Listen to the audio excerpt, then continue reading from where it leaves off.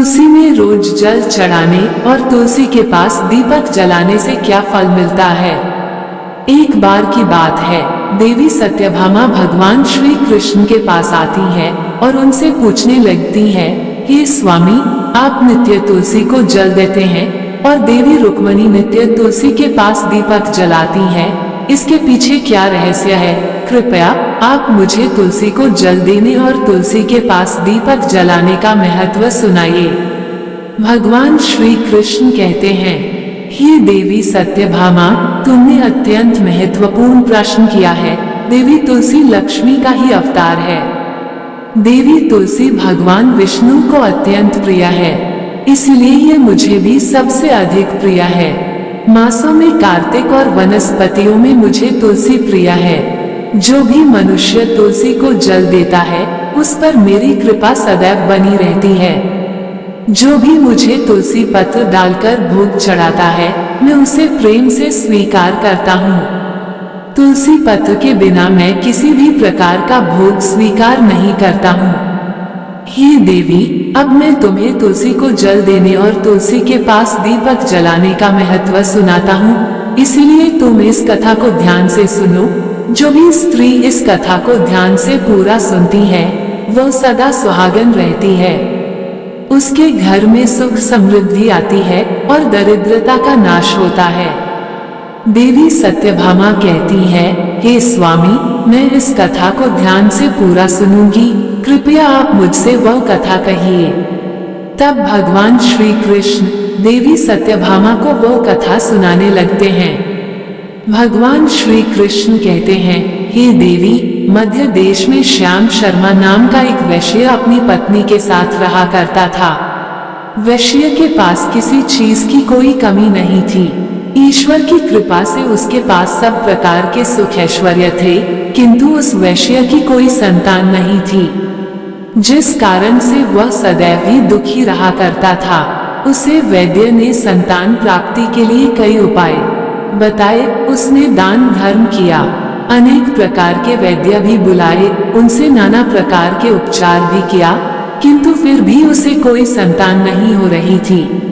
फिर एक दिन वो वैश्य महामुनि वशिष्ठ जी से मिलने के लिए उनके आश्रम पर जाता है। मुनि वशिष्ठ श्याम शर्मा का स्वागत करते हैं और कुशल मंगल पूछते हैं।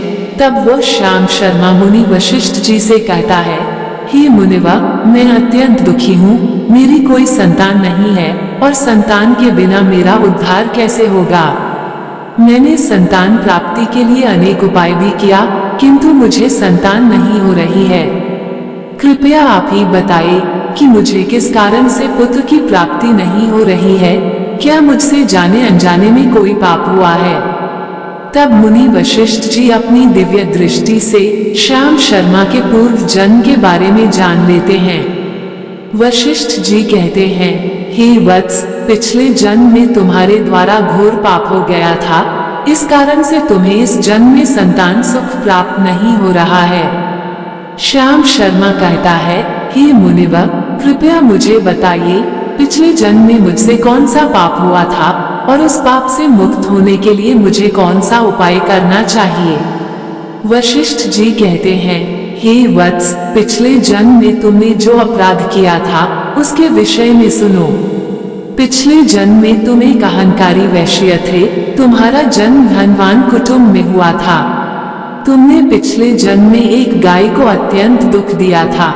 एक दिन एक गाय भूख और प्यास से व्याकुल होकर तुम्हारे द्वार पर आई थी, किंतु तुमने उस गाय को न रोटी खिलाई, न चारा खिलाया और न ही उसे जलपान कराया।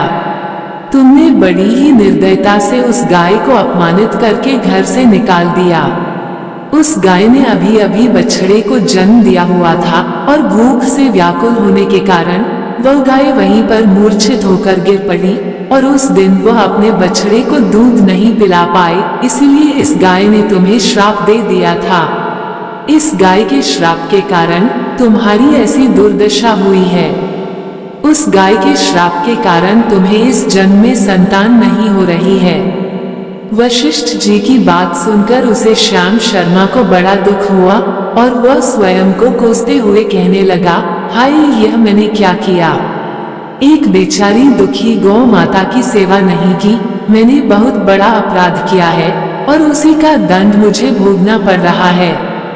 श्याम शर्मा वशिष्ठ जी से कहता है, हे मुनिवर, मुझे बहुत बड़ा अपराध हुआ है।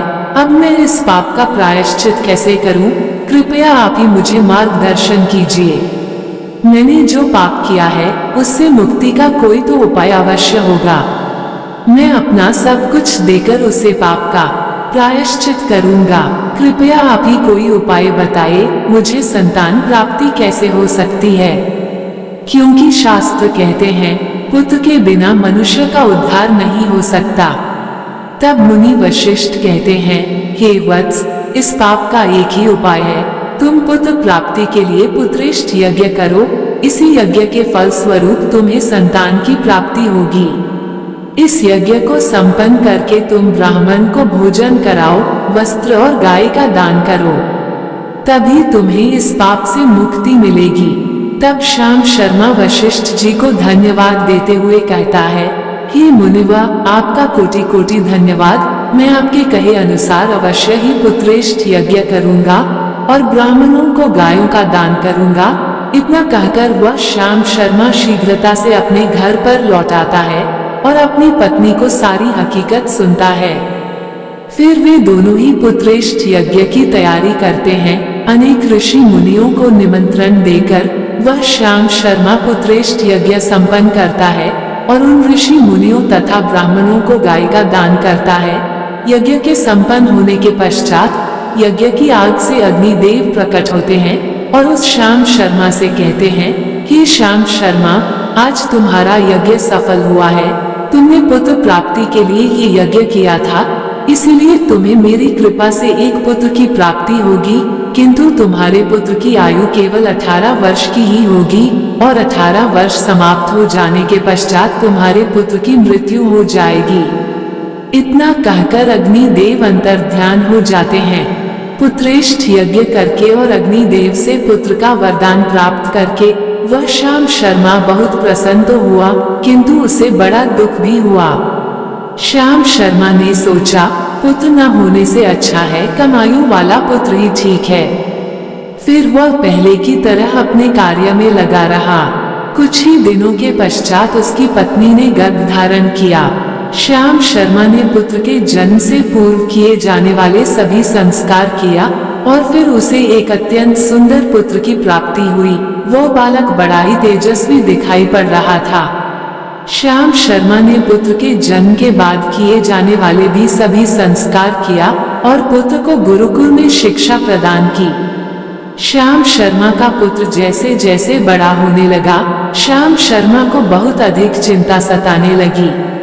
फिर जब उसका पुत्र 16 वर्ष का हुआ तो श्याम शर्मा की पत्नी ने उससे कहा, अब हमें अपने पुत्र का विवाह कर देना चाहिए। हमारा पुत्र अब विवाह के योग्य हो गया है। श्याम शर्मा ने कहा, हे प्रिय, विधि के विधान के अनुसार हमारे पुत्र की आयु केवल 18 वर्ष की ही है। 18 वर्ष के पश्चात हमारे पुत्र की मृत्यु हो जाएगी, इसलिए हमें इसका विवाह करके किसी कन्या के जीवन को बर्बाद नहीं करना चाहिए। वो तो 2 वर्षों बाद विधवा हो जाएगी, फिर उसे जीवन में अनेक कष्ट सहन करने पड़ेंगे। लेकिन श्याम शर्मा की पत्नी नहीं मानी, वह अपने पुत्र का विवाह होता देखना चाहती थी। श्याम शर्मा की पत्नी कहती है, हे नाथ, कुछ भी हो, मैं अपने पुत्र को अविवाहित मरते हुए नहीं देख सकती। हमारे पास किस चीज की कमी है?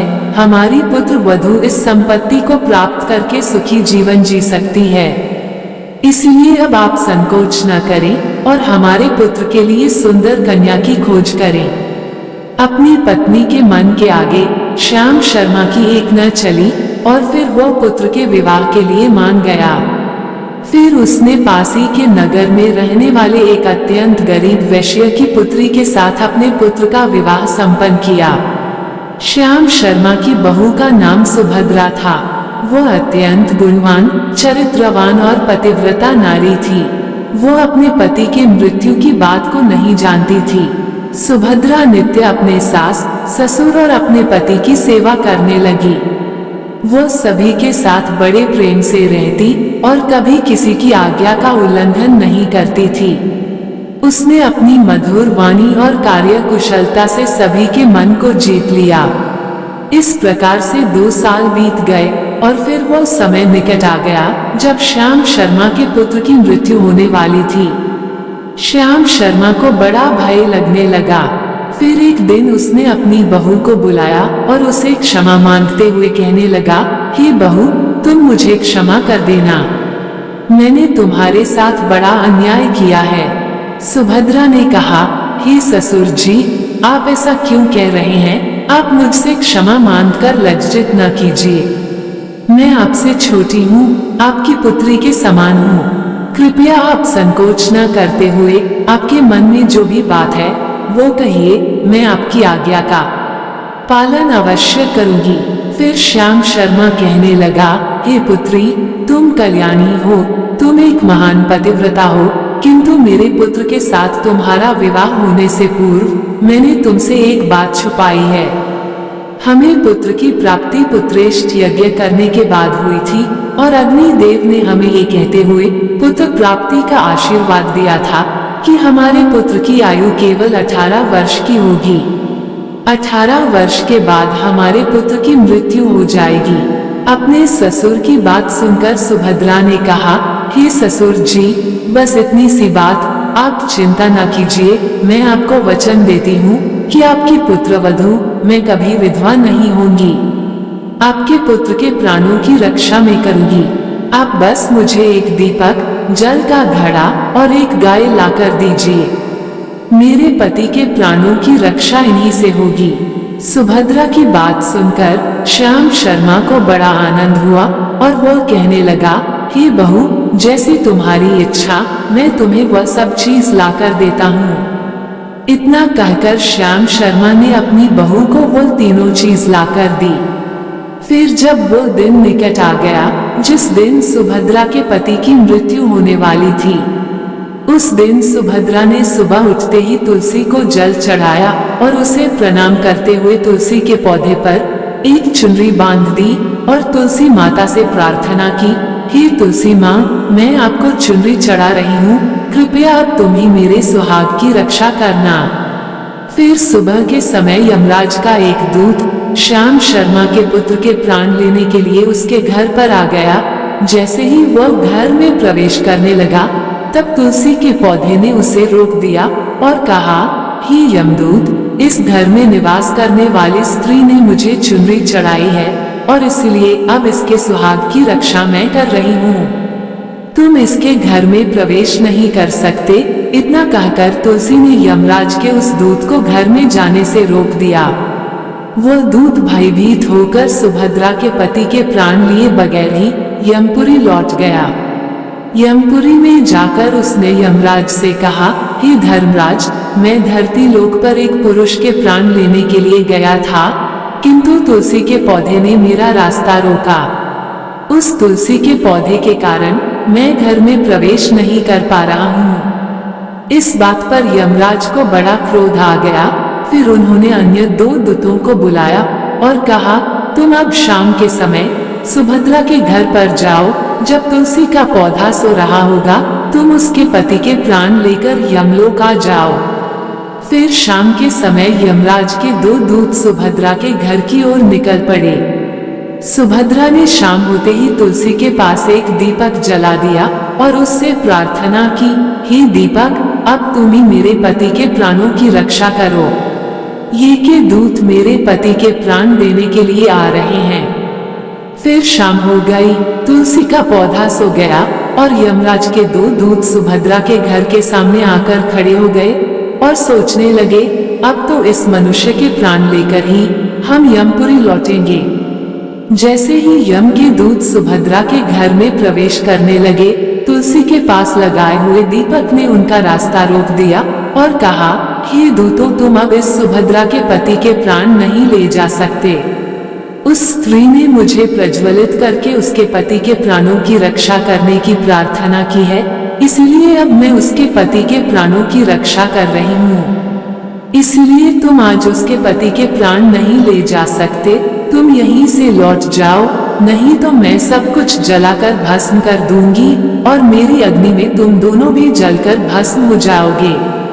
उस दीपक की बात सुनकर यमराज के दोनों दूत अत्यंत भयभीत हो गए और फिर से लौटकर यमराज के पास चले गए। वहां पर जाकर उन्होंने यमराज को सारा वृतांत सुनाते हुए कहा, हे यमराज, आपकी आज्ञा का पालन करते हुए हम दोनों शाम के समय उस पुरुष के प्राण लेने के लिए गए थे, किंतु तुलसी के पास लगाए हुए दीपक ने हमारा रास्ता रोक दिया, इसीलिए हम खाली हाथ ही लौट आए हैं। ये सुनकर यमराज को बड़ा क्रोध आ गया। फिर उन्होंने अन्य 4 दूतों को बुलाया और कहा, अब तुम सुबह उस सुभद्रा के जागने से पहले जाओ और उसके पति के प्राण लेकर आ जाओ। यमराज की आज्ञा पाकर दूत सुबह सुभद्रा के घर की तरफ जाने लगे, लेकिन इधर सुभद्रा ने रात को ही घर के दरवाजे के सामने जल से भरा हुआ लोटा रख दिया और उससे प्रार्थना की, मेरे पति की रक्षा कीजिए। यम के 2 दूत मेरे पति के प्राण लेने के लिए आ रहे हैं, अब आप ही मेरे सुहाग की रक्षा कर सकते हैं। इतना कहकर वह सुभद्रा सोने के लिए चली गई। इधर यम के दूत सुबह सुभद्रा के जागने से पहले ही उसके घर पर पहुंच गए। जैसे ही वह घर के अंदर प्रवेश करने लगे, तब उस लोटे के अंदर भरे हुए जल ने कहा, तुम रुक जाओ, अब तुम इस घर में प्रवेश नहीं कर सकते, ये घर अब मेरी सुरक्षा में है। मैं सुभद्रा के पति के प्राण तुम्हें लेकर जाने नहीं दूंगा। अगर तुमने इस घर में प्रवेश किया तो मैं नरक की अग्नि को बुझा दूंगा, जिसमें सारा नरक लोक डूब जाएगा। ये सुनकर यमराज के बेचारे दूत घबरा गए और एक दूसरे की तरफ देखकर उस स्थान से भाग गए।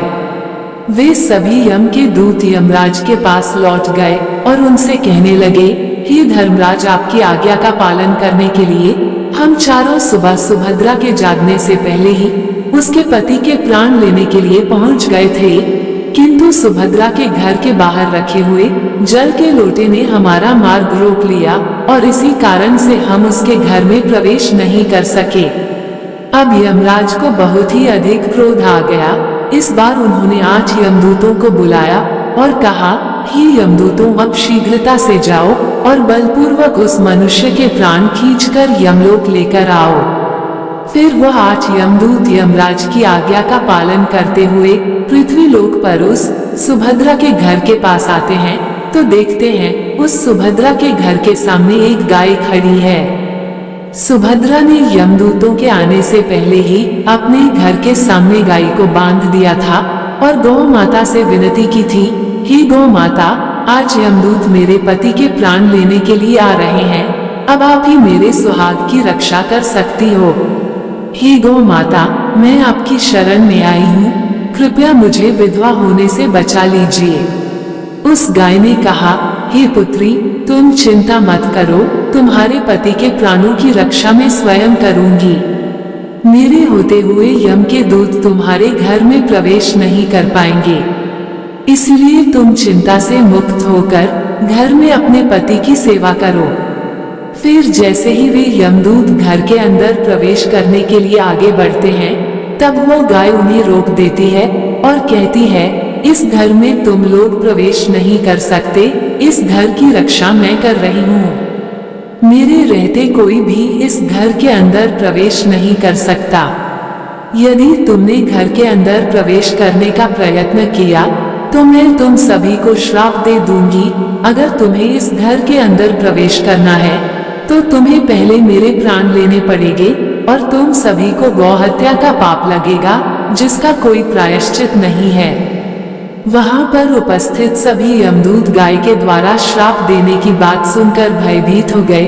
वे जानते थे कि गाय के द्वारा दिए गए श्राप से कोई मुक्त नहीं कर सकता और गौ हत्या तो संसार का सबसे जघन्य अपराध और महापाप है, जिसका कोई प्रायश्चित भी नहीं है।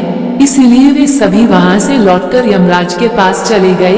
यमपुरी जाकर उन यमदूतों ने यमराज को सारा वृतांत सुनाते हुए कहा, हे धर्मराज, उस सुभद्रा के पति के प्राणों की रक्षा एक गाय कर रही है।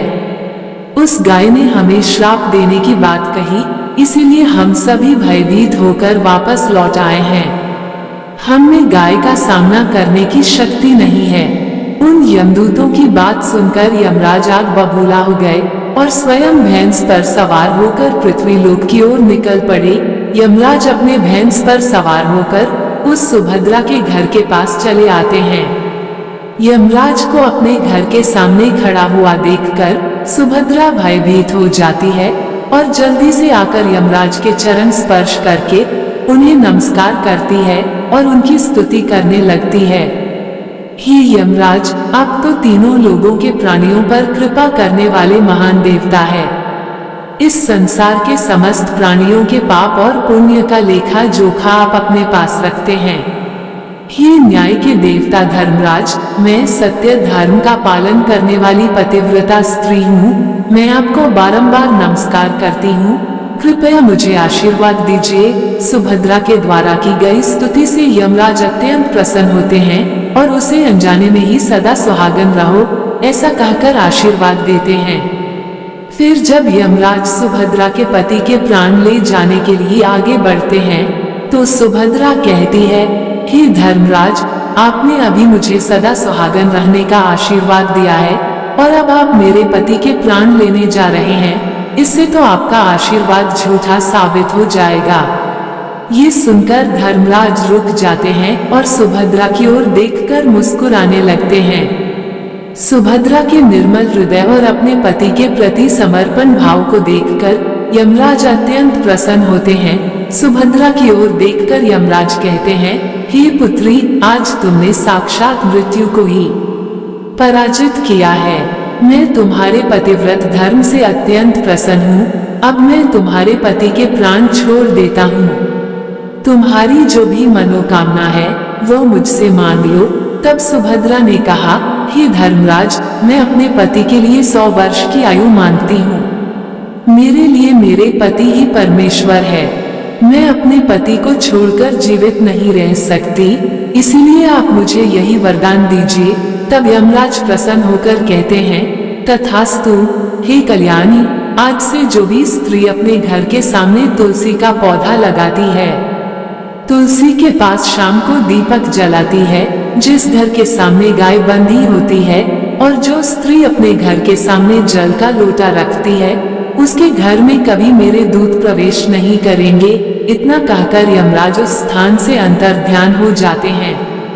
भगवान श्री कृष्ण कहते हैं, हे देवी, इस प्रकार से उस सुभद्रा ने अपने पतिव्रता धर्म का पालन करके उसकी मृत्यु को टाल दिया था। इसलिए जो भी स्त्री अपने घर के सामने तुलसी का पौधा लगाती है, रोज शाम को तुलसी के पास दीपक जलाती है, उसके घर में मृत्यु प्रवेश नहीं करती है। जिस घर के सामने गाय बंधी होती है, उस घर में कभी दुख दरिद्रता नहीं आती है। जो स्त्री अपने घर के सामने जल से भरा हुआ लोटा रखती है, उसके घर में कभी शोक नहीं होता है। तो दोस्तों, इस प्रकार से भगवान श्री कृष्ण ने देवी सत्यभामा को तुलसी के पास दीपक जलाने का महत्व सुनाया। जय श्री कृष्ण। दोस्तों, आपको ये कथा कैसी लगी कृपया कमेंट करके जरूर बताएं। वीडियो पसंद आया हो तो लाइक करें, कमेंट में जय श्री कृष्ण अवश्य लिखें और ऐसी ही और भी बहुत सारी कहानियों को सुनने के लिए चैनल को सब्सक्राइब जरूर करें। धन्यवाद।